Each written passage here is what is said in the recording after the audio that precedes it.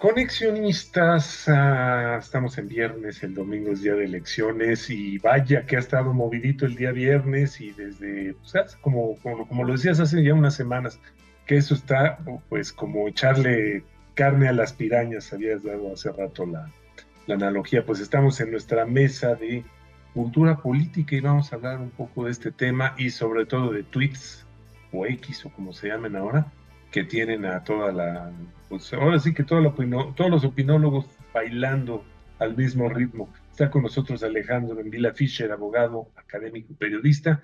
Y Edgar, te saludo en esta tarde que suena muy interesante lo que vamos a platicar. Gracias, Armando, amigas, amigos de Conexionistas. Bueno, pues es obligado, reaccionamos rápido, me parece, porque, bueno, no amanecimos porque no fue tan temprano, pero la mañana nos llega, ¿no? De repente un X, un tuitazo ustedes ya lo saben, del secretario general, haciendo comentarios inusitados, no solamente por los tiempos, sino por la fuente y todo lo que se desata alrededor de esto, si esto era legítimo, si no era un hackeo, si, en fin, ¿no? Las miles de hipótesis surgieron y por supuesto especulaciones si ya había fractura al interior, si algún periodista ya había mencionado algo.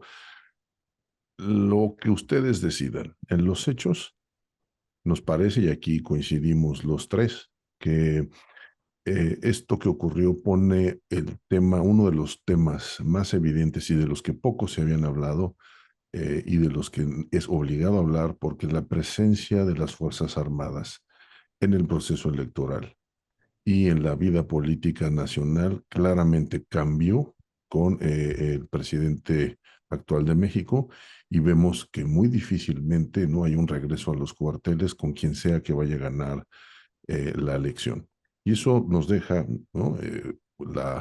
La invitación a entender qué es lo que va a pasar con este actor importantísimo para la vida nacional. Entonces, Alejandro, gracias de nuevo por estar con nosotros. No quiero comerte más minutos. Y pues ahora sí que pregunta abierta, ¿qué es lo que estás observando? Porque, como bien dijiste, esto calentó las redes y creo que el tema todavía sigue caliente. Edgar Armando, buenas tardes a los amigos de coleccionistas. A ver, yo antes de entrar en materia quiero presentar una protesta y además enérgica como se deben presentar las protestas. ¿Dónde están mis 3 días de reflexión de la veda electoral? A ver, yo sí esperaba Inexistentes. esa farsa absurda que se llama veda electoral, que me parece auténticamente estúpida, igual que la ley seca. Pero bueno, alguien se robó mi veda y la de ustedes también y la de todos los ciudadanos también. Ya no podemos reflexionar. Mira, a ver, lo que ocurrió y lo platicábamos fuera del aire, pues creo que refleja lo que ha venido pasando en las últimas semanas. Ya hemos hablado un poco de ello. Si algo podría yo decir de esta etapa de cierre de campañas, del preelectoral, y me parece que va a ser de la propia jornada electoral, es decir, del domingo al momento de apertura de casillas hasta que se entregue el último acta de casilla y se reporte en el PREP, cierre de jornada electoral, eh, enrarecimiento. Yo diría, hay un enrarecimiento complicado que afecta a todos, intenso que afecta a todos los actores políticos. Eh, no sé si a la sociedad la vaya a afectar igual, porque yo creo que una parte del enrarecimiento viene de los actores políticos y otra parte también viene de grupos sociales y de grupos de interés, que finalmente también son actores políticos, aunque no son políticos electorales formales. Eh, viene de la comentocracia que tanto hemos criticado aquí, eh, viene de parte de gente que ya está cansada, harta, eh, pues de un proceso electoral largo, adelantado por el propio presidente, por razones que yo creo que no son casuales. Eh, y bueno, viene de esta falta de cultura política o de suficiente cultura política que prevalece en nuestro país y que tristemente creo que va a prevalecer todavía un buen rato. Me parece que el episodio con el que se van a ir a dormir muchas personas, este tuitazo de una cuenta que resulta que sí era oficial de la Sedena, no es una cuenta falsa. Y ya la Sedena dijo, la cuenta es fake. La cuenta no es fake. Hay había otros anuncios de la Sedena eh, señalándola como una de las cuentas oficiales. Este vino a coronar el clima de enrarecimiento. La velocidad, y bueno, Armando es un especialista en el tema de las redes sociales, de la comunicación política en las redes sociales. La velocidad a la que se movió y la cantidad de gente informada, gente activa en redes, gente con muchos seguidores, la cantidad de gente a la que enganchó en un discurso que, bueno, nosotros lo discutíamos temprano, esto es falso, esto es cierto. He de decir que, bueno, yo soy un escéptico por naturaleza, pero no nos poníamos de acuerdo ni para avalar ni para descalificar. Todos teníamos dudas, puede ser, pero puede no ser. La Sedena acabó diciendo que no era, ¿no? Cuando la Sedena acaba diciendo que no era, en lo personal, creo que ya era demasiado tarde, el daño estaba hecho. Me gustó lo que dijo Edgar temprano y que lo acaba de referir de nuevo ahorita. A ver, esto puso sobre la mesa un tema muy importante. El temor de parte de la sociedad de que el ejército sea utilizado por el presidente López Obrador, así como lo ha utilizado para pegar ladrillos, hacer carreteras no siempre bien hechas, construir aeropuertos no siempre bien hechos, pues, patrullar esas mismas carreteras y algunas calles con elementos disfrazados de Guardia Nacional que en realidad son militares, patrullarlas y recorrerlas porque las carreteras siguen siendo, bueno, no siguen siendo, son cada vez más inseguras. Así como lo ha usado para todas las cosas, estaba el temor y no se había discutido mucho. Hablábamos mucho de militarización, pero no en concreto del temor de que el ejército fuera utilizado para manipular la jornada electoral, para manipular el resultado electoral. Este tweet, post, llámenlo como quieran, le voy a decir tweet, este hilo, porque además fue un hilo largo, bien construido, ya lo decíamos, con lenguaje que podría hacer presumir que era el general secretario, puso sobre la mesa ese tema y detonó toda una discusión sobre ese tema. A eso me refiero cuando digo el daño para quien no quería que se discutiera, ya está hecho. Me parece que la discusión es muy sana. La sociedad, voy a insistir, y perdón que reitere, el número de interacciones que la publicación tenía, ¿en qué sería, Armando, 3 o 4 horas? Más o menos en lo que lo tumbaron. Era inusitado. Sí. 500,000 interacciones, hasta donde yo me quedé, creo que llegó a más, no lo sé. Vamos, me parece que la sociedad o la parte que se expresa en redes sociales, que mucha gente desprecia, y yo digo, a ver, que levante la mano quien no tenga redes sociales, ¿no? Bueno, ya sé que el señor Rodríguez no tiene redes sociales, pero él no es una muestra representativa de este mundo manipulado por la comunicación digital. A ver, la sociedad, a través de las redes sociales, de las que un día fueron benditas, hoy son malditas redes sociales, ya le dijo a los soldados lo que está pensando, ¿eh? Ya le expresó cuál es su temor y ya le dijo también que los felicitaría si se portan institucionalmente. Eso ya está dicho, ya está puesto.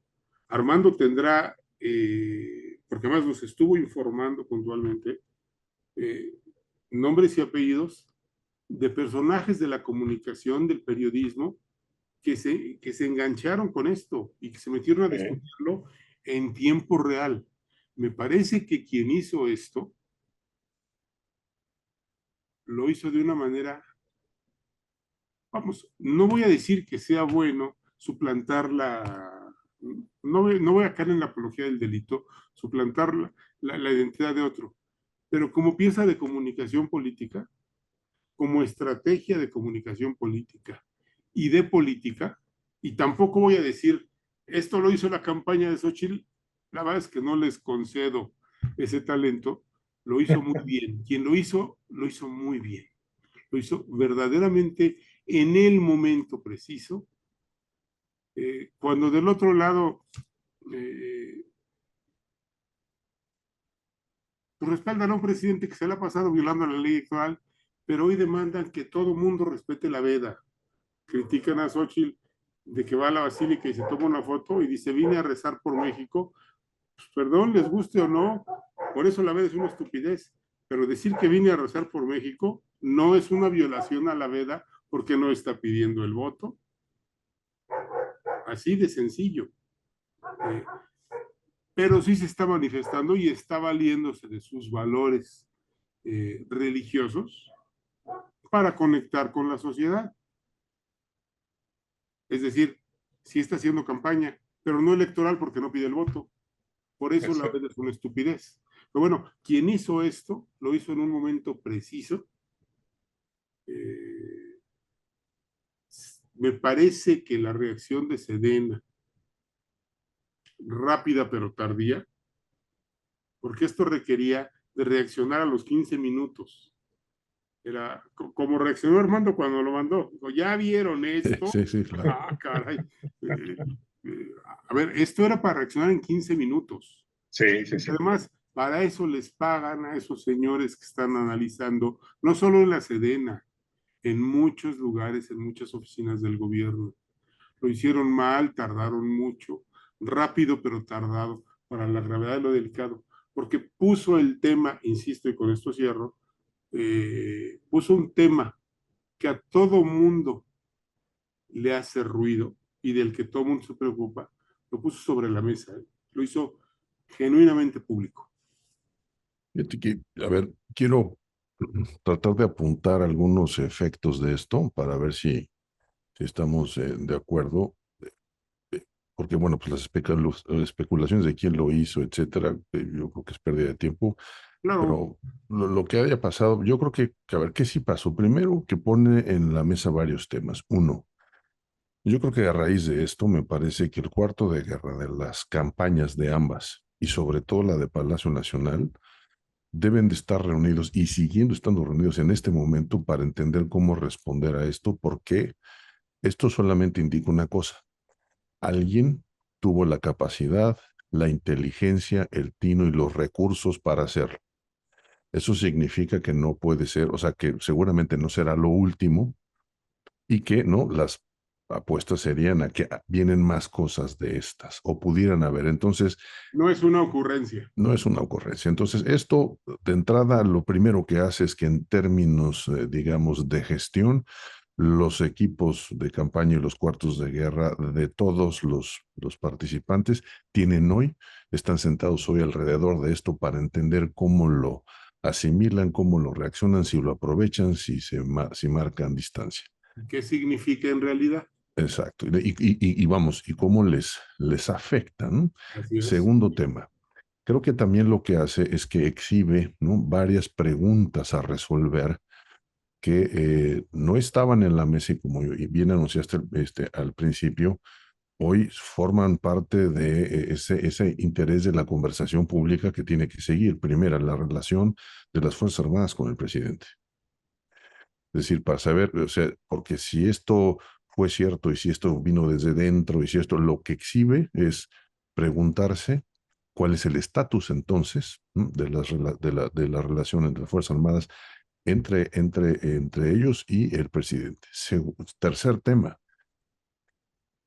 dentro de las propias Fuerzas Armadas, porque si se abre la especulación de que esto pudo haber venido desde adentro, de que entonces esto abre la pregunta y sabemos que no es un tema monolítico, han surgido muchos rumores de que al interior hay disidencia, de que hay grupos inconformes de cómo se ha manejado todo este asunto de los abrazos y los no balazos, de las exposiciones innecesarias que ha tenido las Fuerzas Armadas, digamos, ¿no? En toda esta, de alguna manera, presencia pública que han tenido, y entonces eso abre otro tema de conversación, ¿no?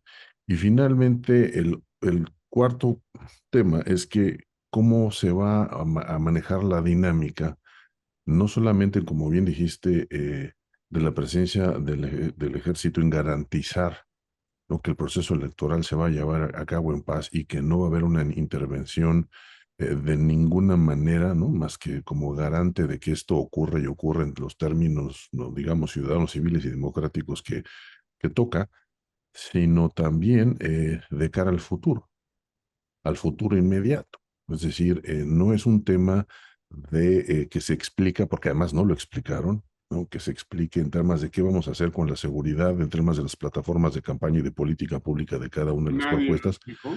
Hablaría yo de las propuestas porque si subrayo, la tercera no es ni propuesta y para mí, igual que creo que para ustedes, esa tercera opción pues es como que algo que debe ser inexistente, ¿no? Pero de las dos propuestas más importantes, el punto aquí no es en política pública, sino cómo va a estar la relación, ¿no?, la dinámica de poder, ¿no?, entre el nuevo grupo, ¿m?, dentro de las Fuerzas Armadas que va a tomar control de esa propia institución en el momento que haya una nueva presidenta. Y en ese sentido, estamos hablando de la sucesión, los relevos de mando al interior de las propias Fuerzas Armadas. Yo creo que este certero golpe, ¿no?, exhibe y avienta todos estos temas como quien tiene una baraja en la mano y la suelta de repente en la mesa para decir, pues ahí están las cartas, empecemos a jugar, que no había pasado. Y que abre temas de conversación que esperemos que no se terminen con un sencillo usted disculpe, nos hackearon, esto no fue cierto, ¿no? O que haya una cómoda respuesta o que haya una insistencia, que seguramente vendrá una insistencia en la mañanera de algún momento, en decir, se los dijimos, los conservadores están más presentes que nunca. Entonces, me parece que ahí se abren esas avenidas de conversación que espero que no se agoten en un tuit. A ver, yo agregaría eh, a esto una nada más que puede ser mucho más amorfa. Sí, es cierto, la relación de las Fuerzas Armadas con el futuro grupo gobernante, ¿no?, que puede ser más o menos el mismo o podría ser uno completamente diferente si tuviéramos alternancia. Ujú. Miren que prácticamente en todas las elecciones, últimas elecciones, hemos tenido alternancia. Eh, una más, la relación de las Fuerzas Armadas con la sociedad. Sí. Insisto, la sociedad va a decir, esa no es una encuesta, no es representativa. La sociedad ya les dijo en todas esas interacciones lo que está pensando, lo que les celebraría, lo que espera de ellos. El asunto es auténticamente complejo y coincido contigo, a ver, quien lo hizo quirúrgicamente, midiendo el timing, eh, con cuidado, utilizó, voy a subrayar, una cuenta oficial en desuso, quizá estaba en desuso, pero era una cuenta que la propia Sedena había dado como oficial. Eso nos puede hacer suponer, y yo no voy a entrar a más especulaciones, pero sí voy a dejar esto sobre la mesa. Sí pudo ser desde dentro de la Sedena, no nos hagamos tontos. La Sedena, el ejército, igual que cualquier institución en la que hay más de 3 mexicanos, no es monolítico. Así como la universidad no es, la UNAM no es monolítica y ninguna universidad privada es monolítica, la Sedena no es monolítica, el INE no es monolítico. A ver, ahí hay grupos y hay diversidad de opiniones, y reitero, creo que estamos de acuerdo en eso. Esto puso sobre la mesa otro punto de vista que extrañamente, porque hablamos mucho de militarización, nadie había puesto en la discusión de lo electoral. Yo leí muchos tweets o posts o ex, como les llamen ahora, de gente que decía, ¿qué tiene que estar haciendo el ejército en la jornada electoral, en el proceso electoral? A ver, momento, desde que éramos niños, el día de las elecciones el ejército patrullaba a las calles y las patrullaba el día de la elección, las que no salían eran las policías. Las patrullaba, esa era la función formal. Yo nunca vi a un militar robándose una casilla. Es más, tengo que confesar que como buen capitalino, nunca vi que se robaran una casilla. Y la casa de ustedes fue sede de casilla y como buen niño freak, yo estaba el día de las elecciones desde los 7 años viendo cómo contaban mis papás los votos y mis padres fueron funcionarios de casilla, no porque militaran en eran ciudadanos a los que elegían, nunca militaron en ningún partido político, pero por eso me hice amigo de ustedes en la escuela, porque a los tres nos interesaban las mismas cosas extrañas en lugar de andar jugando suficiente fútbol. Pero a ver, yo nunca vi que se robaran ni que embarazaran una casilla. No quiero decir que no ocurriera. Nunca vi a un militar y sí los veía en la calle patrullando el día de las elecciones, pero era para garantizar, sobre todo, decían, la tranquilidad en la jornada electoral. Sería muy bueno. Pues quien dice, el ejército no tiene que estar haciendo, no, el ejército es responsable de la tranquilidad de la jornada electoral, históricamente. Porque más históricamente el ejército era más confiable que las policías. Pero a ver, yo creo que hay muchas zonas del país. Me voy a referir a Guerrero, donde acaban de asesinar a un candidato que seguramente a ustedes también les recordó el video de Mario o quien haya sido disparándole en la cabeza a Luis Donaldo Colosio. Sí. Seguramente tuvieron el mismo flashback que yo cuando vieron el video.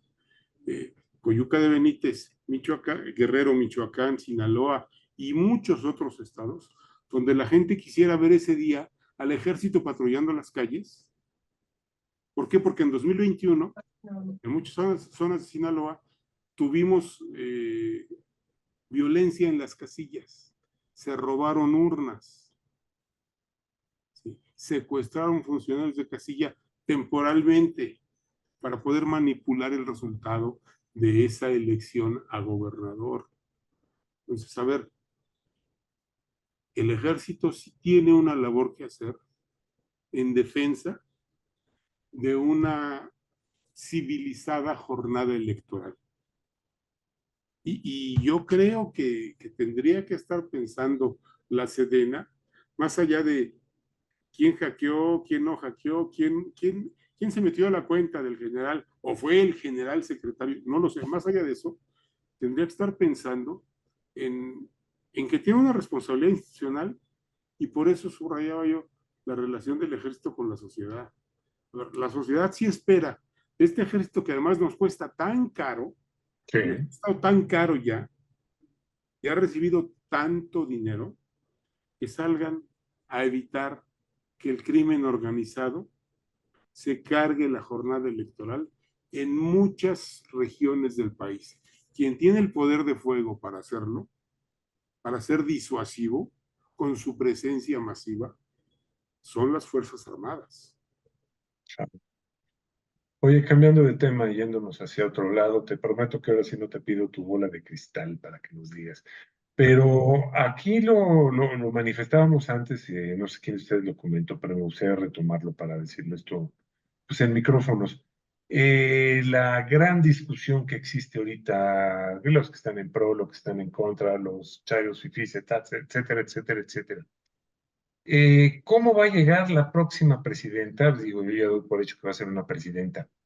En temas ¿De plano no le de... das posibilidades a Maines? ¿En serio? ¿En serio? ¿En serio? ¿En serio? ¿Cómo va a llegar la próxima presidenta, en términos de aceptación, en términos de pues ahora sí de gobernabilidad, ¿qué va a pasar ahí? Porque, pues, si esta polarización no se acaba el domingo a las 7 de la noche, esto va a seguir peor y va a haber acusaciones de ida y de vuelta, gane quien gane, y va a haber acusaciones de que hubo fraude, que no hubo fraude, que etcétera, etcétera. ¿Cómo va a llegar la próxima presidenta? Impugnada, creo que impugnada. Creo que la elección, a menos que sea eh, por un margen muy abierto, la elección se va a tribunales, tenemos disputa postelectoral segura, Ajá. aún con el margen abierto.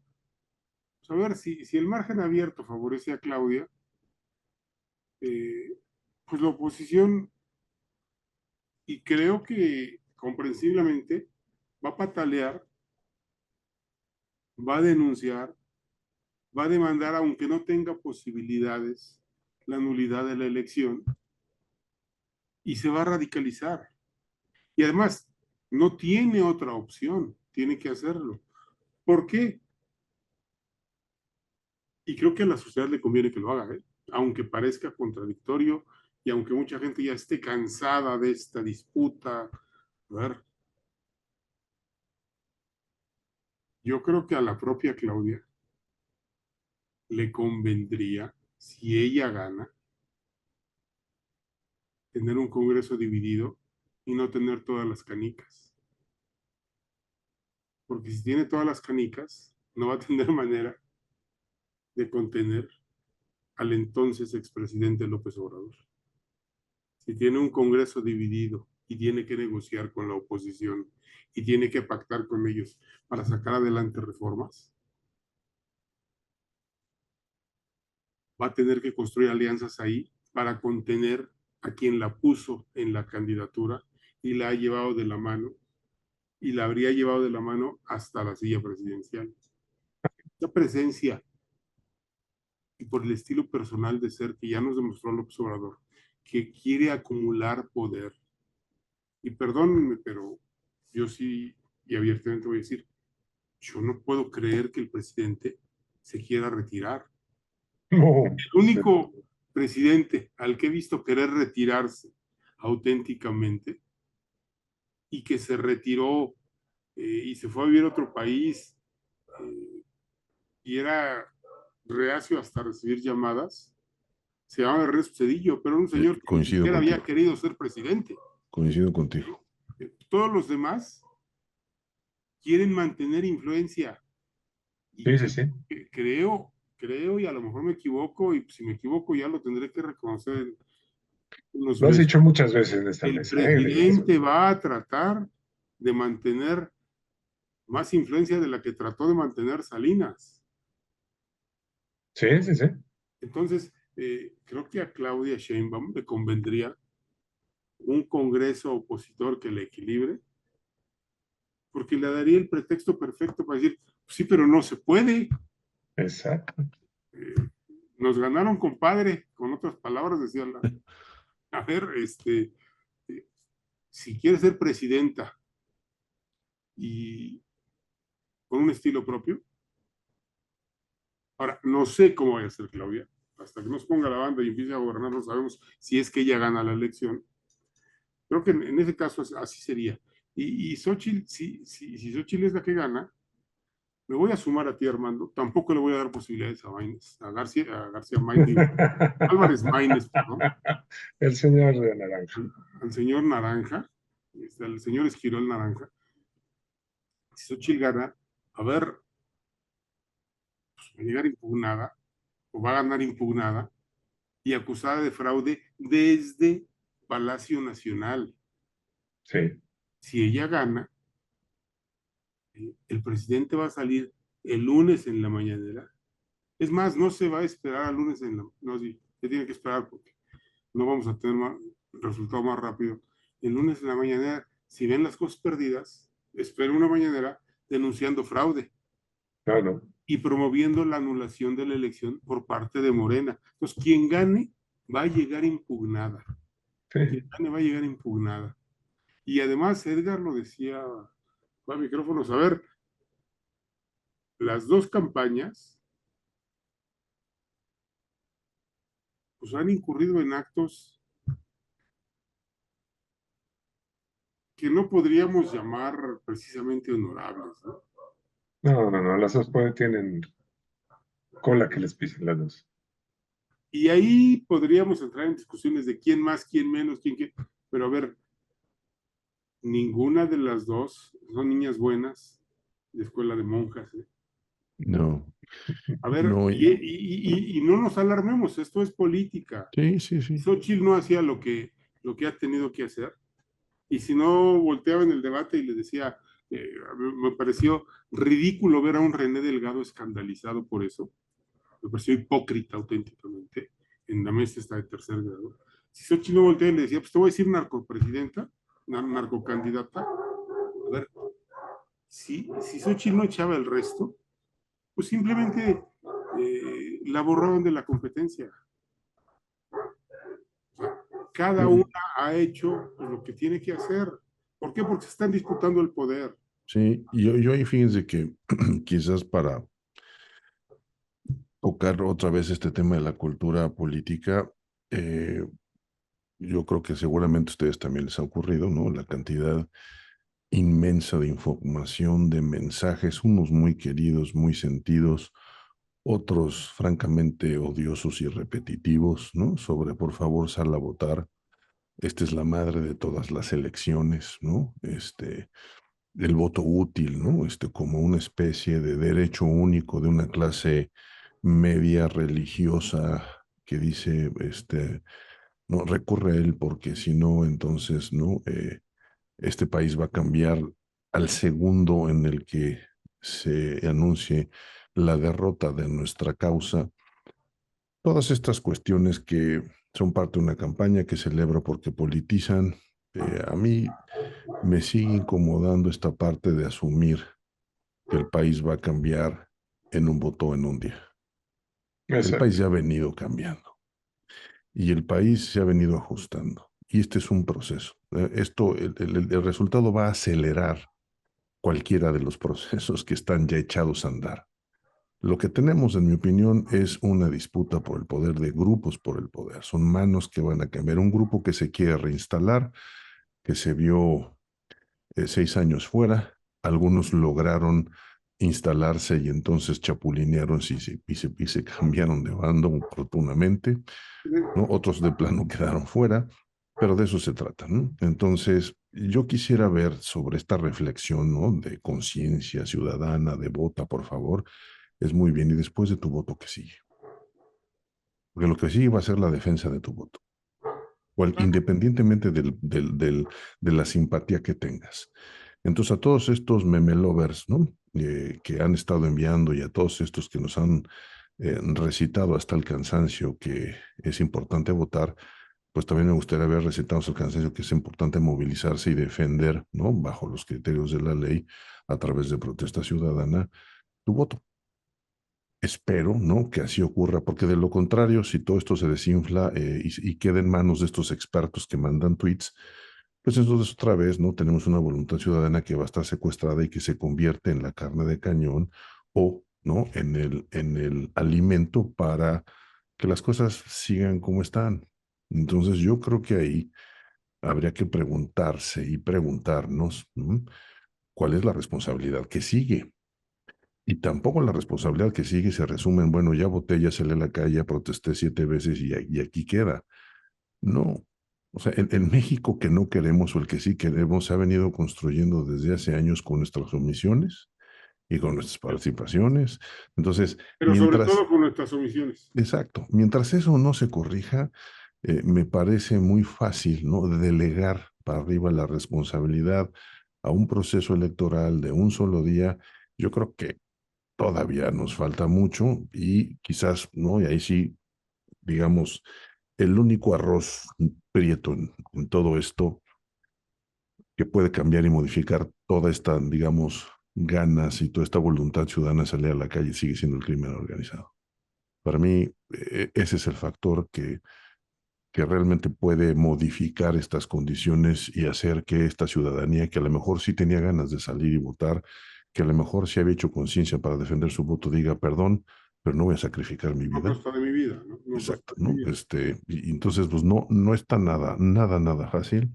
Es muy complejo, como ya se ha dicho aquí. Y creo entonces que la última anotación que tú hiciste, Alejandro, cobra mucho más sentido. Porque en ese escenario, lo que más importa entonces ahora con este tema del tuit es la relación de las Fuerzas Armadas con la sociedad. Con la sociedad, ¿no? Sí, Y señor. yo te diría, las Fuerzas Armadas con la sociedad y la relación de la próxima presidenta con la sociedad. Eh, yo ahí, y con eso termino, me queda una duda y a lo mejor me voy a quedar con esa duda. Creo que el gran acierto de Xochitl Gálvez como candidata, y quizá no lo repitió lo suficiente y con suficiente fuerza, fue decir, a ver, yo estoy postulado por varios partidos, pero yo soy una candidata de la sociedad. Yo estoy aquí porque 1 millón de firmas me trajeron, que no son firmas de partidos. Yo quisiera ver si Xochitl gana la elección, qué tanta sociedad, de esa sociedad, va a llegar a su gobierno para quitarle espacio a los partidos políticos y a los grupos de poder tradicionales que Claro. también se alinearon con ella. ¿Qué tanto? Ok, le compro una candidata de la sociedad y creo que tendríamos que concederlo y ahí están las marchas. La última de la María Mm, Rosa. Ya, efectivamente, me parece que es una candidata de la sociedad. Bueno, ¿qué sigue si ganas la elección?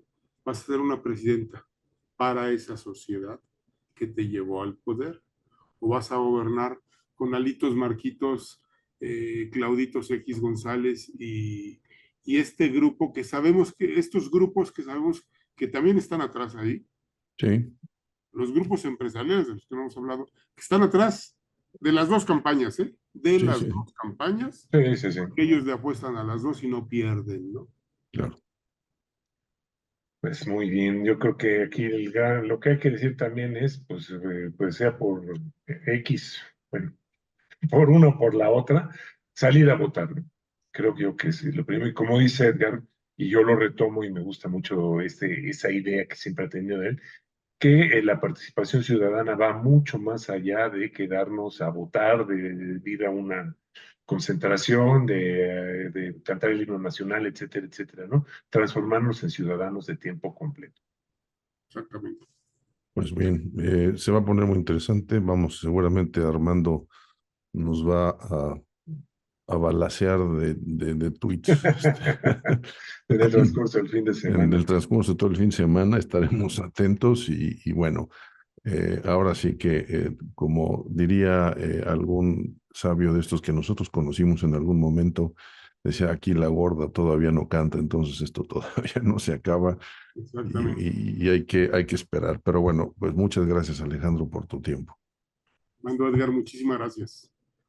Muchas gracias. Y la semana que entra nos vemos seguramente. Entonces estén pendientes para ver, pues hacer, no salir a dar la noticia, porque esa no es la idea, sino pues, hacer un pequeño análisis de cultura política en torno al resultado de las elecciones. Y mientras eso ocurre, Alejandro, ¿cómo te seguimos? ¿Dónde te encontramos? En ex, @ en Vila Fisher. Muchas gracias, Alejandro. Y nosotros somos Conexionistas en X, tanto en X como en Facebook. Nos encuentran en Spotify, en YouTube como Conexionistas México y también como Conexionistas en Telegram. La música que estamos escuchando es música de Alejandro Saurit. Ahí lo encuentran en YouTube y el diseño de Sofía Reynoso. Ahí la encuentran en Facebook y en X. Muchas gracias. Nosotros somos Conexionistas y no se olviden de ir a votar. ¿Te pareció interesante este video? ¿Quieres ver y escuchar más contenido de este tipo? Conviértete en un patrocinador de Conexionistas. Visita nuestro Patreon y escoge la manera en que tú puedes ayudarnos a seguir creando contenido de calidad. Encontrarás la liga en la descripción de este video. No lo olvides, con tu patrocinio puedes ayudarnos a realizar más contenido de calidad, contenido de Conexionistas.